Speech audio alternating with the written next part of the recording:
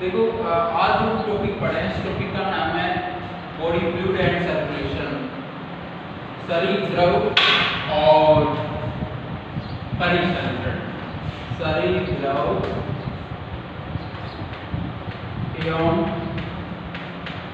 परिसंचरण, शरीर द्रव एवं परिसंचरण, body fluid and circulation, body fluid and circulation. देखो हम जो बात कर रहे हैं कि जीवों के शरीर में या मानव के शरीर में कोशिकाओं तक, जीवों के शरीर में या मानव के शरीर में कोशिकाओं तक विभिन्न पोषक पदार्थों का परिवहन होता है और उत्सर्जित पदार्थों का निष्कासन होता है। यानी जीवों में वह तंत्र जिसके द्वारा कोशिकाओं में पोषक पदार्थों का परिवहन होता है और कोशिकाओं के पोषक पदार्थों का उत्सर्जित पदार्थों का निष्कासन होता है, उसे क्या बोलते हैं? परिसंचरण तंत्र। अर्थात परिसंचरण तंत्र के द्वारा क्या होता है? जीवों की कोशिकाओं में पोषक पदार्थ पहुंचाए जाते हैं और उत्सर्जित पदार्थों का निष्कासन किया जाता है। ठीक है, अगर देखो ये जो परिसंचरण तंत्र है ये दो प्रकार का है। पहला है ओपन सर्कुलेशन सिस्टम, खुला परिसंचरण तंत्र। ठीक है, पहला है खुला और दूसरा है बंद परिसंचरण तंत्र, बंद परिसंचरण तंत्र। ठीक है, ये आपने पहले भी पढ़ा हुआ क्लासों में।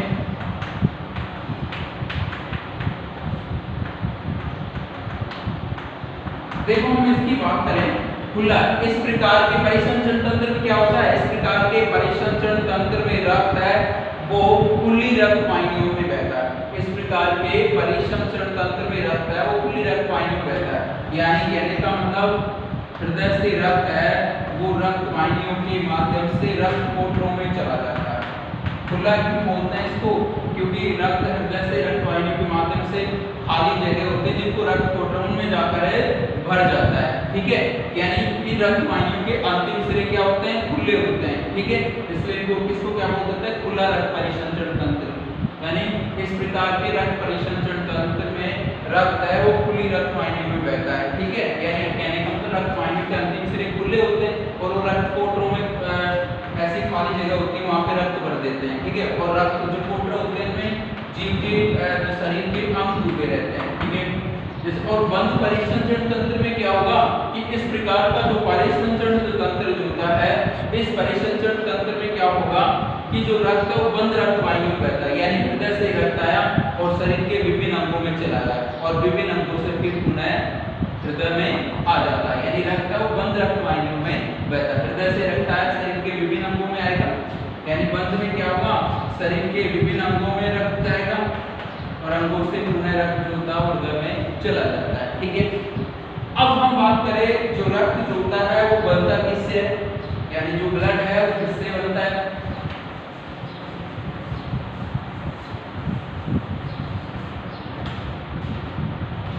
रक्त की बात करें, ब्लड की, वो बनता कौन कौन से भाग होते हैं? यानी किससे बनता है ब्लड? देखो रक्त जो होता है वो दो भागों से मिलकर बना होता है, प्लाज्मा और रक्त कणिकाएं। प्लाज्मा और रक्त कणिकाएं, ये तो आपने पहले भी पढ़ा होगा। प्लाज्मा और रक्त कणिकाओं से मिलकर बना होता है, जिसको रक्त कणिकाओं का दूसरा नाम है रक्त कोशिकाएं। क्या बोलते हैं? रक्त कणिकाओं को रक्त कोशिकाएं। ठीक है, अब पहले बात करेंगे यानी ये दोनों भाग मिलकर क्या बनाएंगे? रक्त बनाएंगे। पहले हम पढ़ेंगे प्लाज्मा के बारे में कि जो प्लाज्मा जो होता है वो क्या होता है। ठीक है, देखो प्लाज्मा के बारे में हम पढ़ते हैं। प्लाज्मा, देखो प्लाज्मा क्या होता है? जो प्लाज्मा होता है हल्के पीले रंग का क्षारीय द्रव होता है। क्या होता है ये? हल्के पीले रंग का क्षारीय द्रव होता है जो कुल रक्त का 55% भाग बनाता है। प्लाज्मा क्या होता है? हल्के पीले रंग का क्षारीय द्रव होता है जो कुल रक्त का कितना भाग बनाएगा? 55% भाग बनाता है। अब इसमें होता क्या क्या है? 55% में होता क्या है? 90% तो जल होता है, यानी 90% तो क्या होता है? जल। 8 से लगभग 9% होते हैं यानी अकार्बनिक पदार्थ और 0.9 के लगभग होता है कार्बनिक पदार्थ, ठीक है। ये इनसे मिलकर बना होता है, ठीक है। 8 से 9% है कार्बनिक पदार्थ और 0.9 से भी लगभग होता है कार्बनिक पदार्थों से मिलकर बना होता है, ठीक है। ये सभी क्या ये सारे मिलकर क्या बना लेते हैं, प्लाज्मा को बना, ठीक है। अगर रक्त की बात करते हैं, रक्त किससे बनता है, रक्त में प्लाज्मा हो गए, इसके बाद दूसरा क्या है, रक्त कणिकाएं।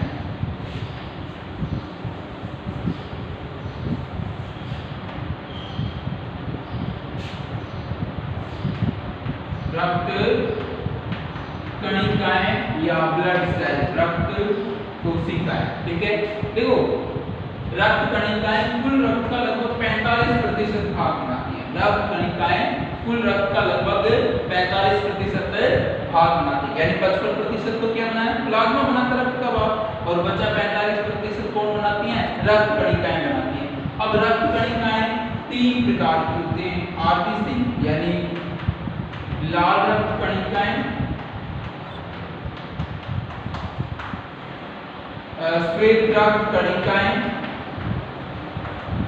श्वेत रक्त कणिकाएं और प्लेटलेट्स।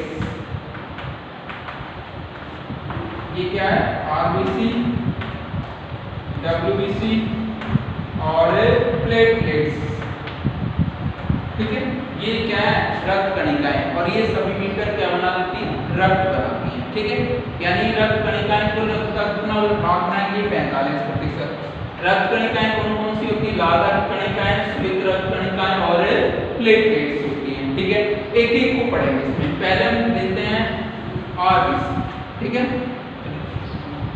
इसको इंग्लिश में बोलते हैं रेड ब्लड कॉर्पस या रेड ब्लड सेल्स, ठीक है।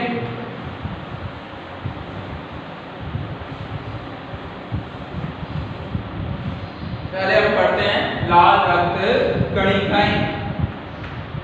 लाल रक्त कणिकाएं या इसको बोलते हैं रेड ब्लड सेल्स और कॉर्पस, ठीक है। अब इसको पढ़ते हैं। देखो लाल रक्त कणिकाएं जो होती हैं ये कुल रक्त कणिकाओं का यानी डब्ल्यूबीसी, आरबीसी और प्लेटलेट्स का लगभग 99% भाग बनाती है। कितना, यानी रक्त कणिकाएं 3 प्रकार की होगी और उन तीनों में सबसे ज्यादा ये पाई जाती है, कितनी, 99.9, यानी 1% जो होती हैं वो डब्ल्यूबीसी और क्या होती हैं, प्लेटलेट्स। समझ गए, यानी लाल रक्त कणिकाएं मुख्य रक्त कणिकाएं होती हैं जो कुल रक्त कणिकाओं का 99% भाग बनाती है, ठीक है। अब ये जो लाल रक्त कणिकाएं गोलाकार या अंडाकार होती हैं जो केंद्रक रहित होती हैं, यानी इनमें केंद्रक या तो गोलाकार हो सकते हैं या फिर ये अंडाकार हो सकती है, लेकिन इनमें केंद्रक नहीं होता। लेकिन 2 जीव ऐसे होते हैं जिनकी आरबीसी या लाल रक्त कणिकाओं में क्या केंद्रक पाया जाता है। वो 2 जीव कौन कौन से हैं, ऊंट व लामा, ठीक है। ये 2 जीव ऐसे हैं जिनकी जो लाल रक्त कणिकाएं वो केंद्रक युक्त होती है, बाकी किसी भी जीव की जो लाल रक्त कणिकाएं केंद्रक रहित होती है, अर्थात उनमें केंद्रक नहीं पाया जाता। समझ गए। अब हम बात करें कि लाल रक्त कणिकाएं बनती कहां पर है, अस्थि मज्जा में। इनका निर्माण कहां पे होता है, अस्थि मज्जा में होता है। इनका निर्माण कहां होगा, अस्थि मज्जा। अस्थि मज्जा कहां पे पाई जाती है, अस्थियों के मध्य में या बीच में, जो अस्थियों के बीच में खाली खोखली जगह होती है ना, वहां पे क्या पाई जाती है, अस्थि मज्जा। किसका निर्माण करती है वो, लाल रक्त कणिकाओं, यानी लाल रक्त कणिकाओं का निर्माण करेगी, ठीक है। अब जो ये जो लाल रक्त कणिकाएं जो होती हैं ये पुरुषों में ज्यादा होती है और महिलाओं में कम होती है, यानी पुरुषों में होती है लगभग 52 लाख प्रति घन मिमी, प्रति घन मिमी। पुरुषों में कितनी होती है, 52 लाख प्रति घन मिमी होती है। महिलाओं में होती है 47 लाख प्रति घन मिमी, ठीक है। अभी लाल रक्त कणिकाओं का जो लाल रक्त होता है हीमोग्लोबिन वर्णक की उपस्थिति के कारण होता है। ये किसकी उपस्थिति के कारण, हीमोग्लोबिन। एक स्वस्थ व्यक्ति में लगभग 15 ग्राम प्रति डेसीलीटर आरबीसी पाएगा, सॉरी ये हीमोग्लोबिन वर्णक होता है। अपन देखते हैं कई बार जनरली ये एवरेज है, औसत है, लेकिन बच्चों में कम होता है और जो बड़े होते हैं वयस्क होते हैं उनमें ज्यादा होता है, महिलाएं होती है उनमें कम सी ऐसा माना जाता है। 9 से लगभग 13 ठीक है। पुरुषों में लगभग जो मिनिमम होना मतलब 11 से 17 के बीच में होना चाहिए लगभग, ठीक है। ये तो एवरेज है, औसत है, इतना होना चाहिए। यानी 15 ग्राम प्रति डेसीलीटर हीमोग्लोबिन वर्णक पाया जाता है रक्त में, ठीक है, या लाल रक्त कणिकाओं में, ठीक है। इसकी उपस्थिति के कारण डालूंगी ये हीमोग्लोबिन वर्णक। अगर एक हीमोग्लोबिन वर्णक की बात करें तो एक हीमोग्लोबिन वर्णक 4 पैरासाइन व 4 पॉलीपेप्टाइड श्रृंखलाओं से मिलकर बना होता है। इससे पता है 4 पैरासाइन और 4 पॉलीपेप्टाइड श्रृंखलाओं से मिलकर बना होता है, ठीक है। अब ये जो जब हीमोग्लोबिन टूटता है ना, जैसे मान लीजिए आरबीसी नष्ट हो गई, आपने पढ़ा होगा जब आरबीसी नष्ट होती है तो कहां पे चली जाती है, प्लिया में। कहां पे चली जाती है, प्लिया में। आरबीसी नष्ट होकर चली गई कहां पर, प्लिया में। अब बचा आरबीसी में क्या होता है, हीमोग्लोबिन वर्णक वो टूट जाता है और टूटकर क्या क्या बनाएगा, हीमोग्लोबिन जो वर्णक होता है एमिनो एसिड यानी एमिनो पैरासाइन बिलीरुबिन वर्णक बिलीवर्डिन वर्णक बनाता है। ये दोनों एमिनो और पैरासाइन ये तो चले जाते हैं यकृत में। कहां चले जाते हैं ये, यकृत में। और ये दोनों वर्णक होते हैं ना, इनको उत्सर्जी पदार्थों के रूप में मुक्त कर दिया जाता है। इनको क्या किया जाता है, उत्सर्जी पदार्थों के रूप में मुक्त कर दिया जाता है, ठीक है। देखो एक बार फिर करता हूं मैं इसको। लाल रक्त कणिकाएं कुल रक्त कणिकाओं का लगभग 99% भाग बनाती है। ये गोलाकार या अंडाकार होती है जो केंद्रक रहित होती है, लेकिन मुख पे लावा में आरबीसी क्या होती है, केंद्रक युक्त होती है। अब इनका जो निर्माण अस्थिमज्जा में होता है। एक स्वस्थ जो पुरुष होता है उसमें 52 लाख प्रति घन में आरबीसी पाई जाती है और महिला में 47 लाख प्रति घन में आरबीसी पाई जाती है। लाल रक्त कणिकाओं लाल रंग होता है हीमोग्लोबिन वर्णक की उपस्थिति के कारण होता है, ठीक है। एक स्वस्थ व्यक्ति में 15 ग्राम प्रति डेसीलीटर हीमोग्लोबिन वर्णक उपस्थित होता है, ठीक है। अगर हम बात करें कि जो हीमोग्लोबिन वर्णक है 4 पैरासाइन और 4 पॉलीपेप्टाइड श्रृंखलाओं से मिलकर बना हुआ होता है, ठीक है। जब आरबीसी नष्ट होती है तो आरबीसी नष्ट होकर किसमें चली जाएगी, प्लिया में चली जाएगी। और में हीमोग्लोबिन वर्णक टूटेगा और क्या बनाएगा, एमिनो एसिड पैरासाइन बिलीरुबिन वर्णक व बिलीवर्डिन वर्णक, ठीक है। एमिनो एसिड और पैरासाइन कहां जाएंगे, यकृत में। और बिलीरुबिन और बिलीवर्डिन वर्णक है उत्सर्जी पदार्थों के रूप में इनको मुक्त कर दिया जाता है। अगर आरबीसी का जीवन काल देखें 120 दिन, कितना होगा, 120 दिन, ठीक है। आरबीसी की बात करता है डब्ल्यूबीसी, श्वेत रक्त कणिकाएं।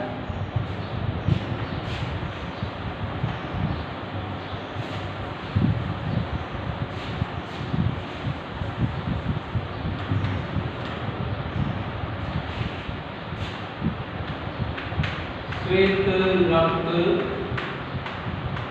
कणिकाएं यानी डब्ल्यूबीसी, ठीक है।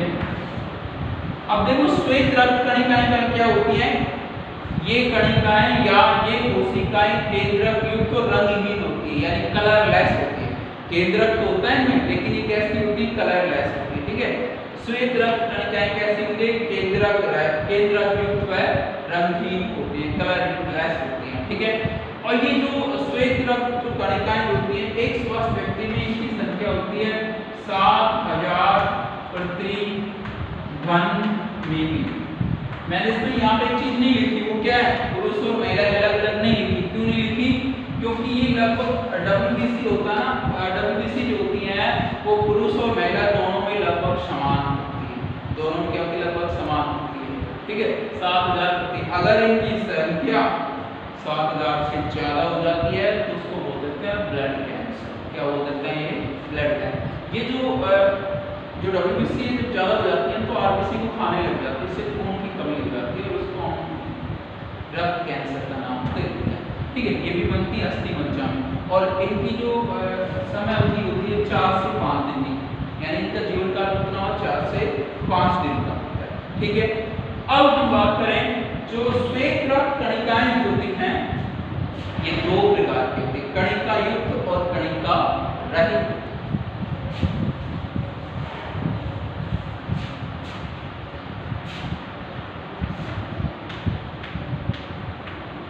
कणिका युक्त श्वेत यानी डब्ल्यूबीसी और एक होती है कणिका रहित।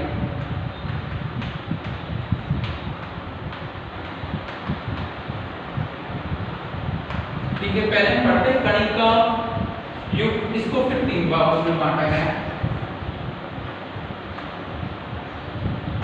ये 3 प्रकार के न्यूट्रोफिल्स, इओसिनोफिल्स, ठीक है, और बेसोफिल्स। कितने प्रकार की? ये 3 प्रकार की होती है। ठीक है, अब पहले हम इसको पढ़ते हैं कणिका युक्त डब्ल्यूबीसी, यानी इस प्रकार की जो डब्ल्यूबीसी होती है उस यानी इस प्रकार की जो डब्ल्यूबीसी होती है इसमें कणिका संरचनाएं पाई जाती हैं ऐसे। ठीक है, और इनका जो केंद्र है अनेक पिंडों में विभक्त होता है। इनका केंद्र क्या होता है? अनेक पिंडों में विभक्त। पिंडों का मतलब होता है अनेक भागों में विभक्त होता है। ठीक है, ये डब्ल्यूबीसी को 3 भागों में बांटा गया है, न्यूट्रोफिल्स, इओसिनोफिल्स और बेसोफिल्स। पहले हम पढ़ते हैं कौन से वाले के? पहले वाले न्यूट्रोफिल्स।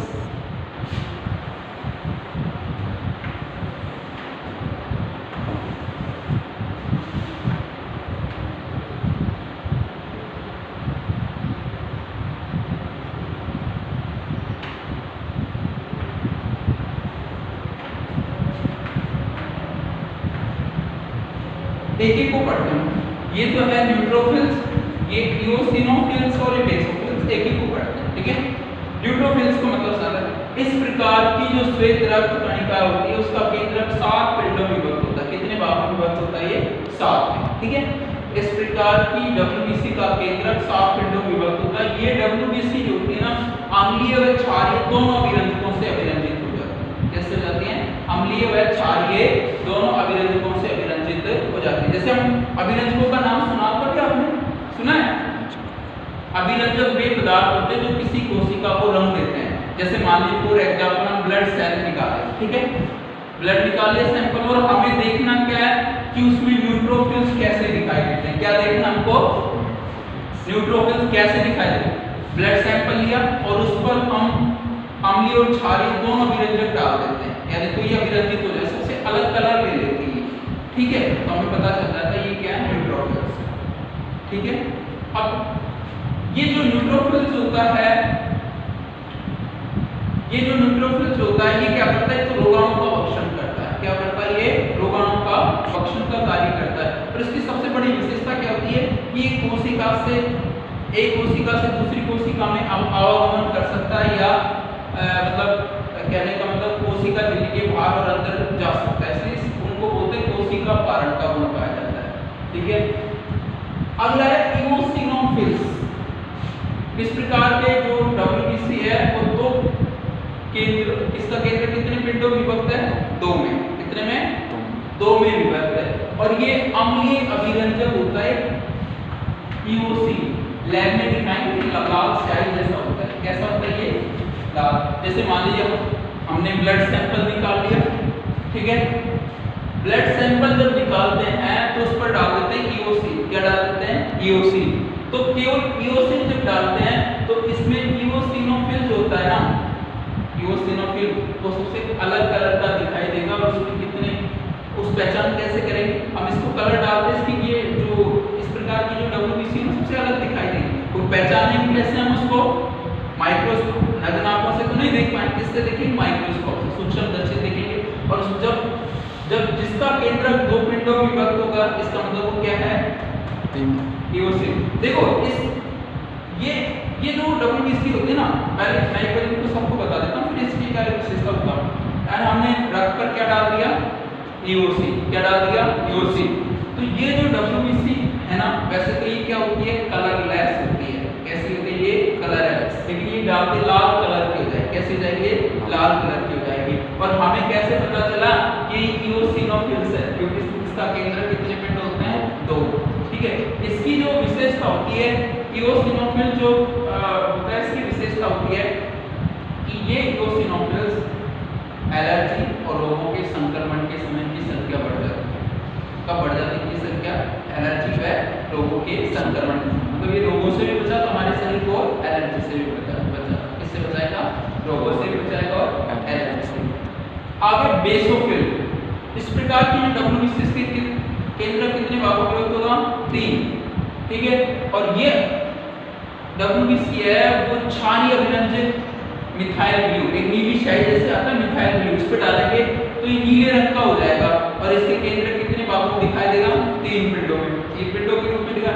अब इसका गुण होता है कि 2 पदार्थ स्रावित करता है, हिपेरिन और स्टामिन। क्या करता है ये? हिपेरिन और स्टामिन। हिपेरिन तो आपने पढ़ा होगा रक्त का थक्का बनाता है, चोट लग जाती है, और स्टामिन एलर्जी के प्रति प्रतिरोधकता प्रदान करता है। इसकी विशेषता है, पहले हम डालने से हमने डाल दिया इस पर इओसिन अभिरंजक, ब्लड में कौन सा डाला? इओसिन अभिरंजक। तो इओसिन डालते ही ये अभिरंजित हो जाएगा, यानी कलर ले लेगा और इसका केंद्र कितने 7 पिंडों में विभक्त दिखाई देगा। इसका मतलब समझना है कि क्या है? Neutrophils WBC। कौन सी है? न्यूट्रोफिल्स। अगर इसकी विशेषता ये इससे भी अभिरंजित हो जाता है और मिथाइल ब्लू, इसको हमने किससे अभिरंजित किया? Methyl blue. किससे अभिरंजित किया? स्याही जैसा होता है, लैब में रखा है आपने, ये भी रखा है और ये भी। अगर हम इसमें ये डालेंगे तो ये नीले कलर का नीला कलर लेगा और उसमें केंद्र कितने दिखाई देंगे? 7। अगर इससे हम ये भी डालें तो इससे भी अभिरंजित हो जाएगा, लेकिन कलर कैसा आएगा? लाल, और केंद्र कितने दिखाई देंगे? 7। ठीक है।